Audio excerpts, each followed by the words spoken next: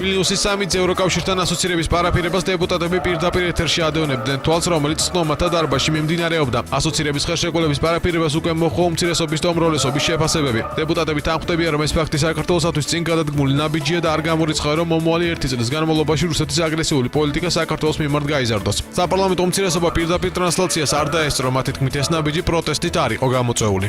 უნდა მიულოცო ქართულ ხალხს დღევანდელი დღე ეს არის ქართული საზოგადოებისა და საქართველოს სახელმწიფოს სერიოზული წარმატება, მნიშვნელოვანია ეს არის ქართული ნაციონალური იდენტობისათვის ძალიან მნიშვნელოვანი დღე, ეს არის არაერთი წლის მუშაობის შედეგი და სახელმწიფოებრივი სერიოზული წარმატება. თავისთავად თუ კი უმრავლესობამ გადაწყვიტა, რომ ასეთი ფორმით ხაზი გაესვა მოვლენების მნიშვნელობისათვის, თუ სამოში ვერაფერს ვერ ვხედავ, მაგრამ ხო ეს არის პლენარული სხდომის ფორმატი და აუცილებელი ყოფილიყო დასწრება. შემიძლია თქვენი არხების მეშვეობით უყურო ამ ყველაფერს წყნარ ვითარებაში. 1000 გვერდს სასაწყელი მოეწერა საქართველოს მხრიდან.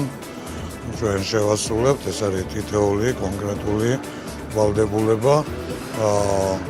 ჩვენ გაისად სავარაუდოდ სექტემბერში უკვე ხელს მოვაწერთ ასოცირების ხელშეკრულებას, რაც ჩვენი მოქალაქეებისთვის, რომლებიც ცხოვრობენ ევროპაში, რომელთა საკმაო ნაწილი არის არალეგალურად, ნიშნავს პირობებს იმისთვის, რომ მათ კანონთან სრულ შესაბამისობაში იმუშაონ. დარწმუნებული ვარ, რომ საქართველოს შეძლებს დაახლოებით 10 წლის განმავლობაში 350 კანონის მიღებას, რომელიც მოახდენს ევროპასთან ჰარმონიზაციას.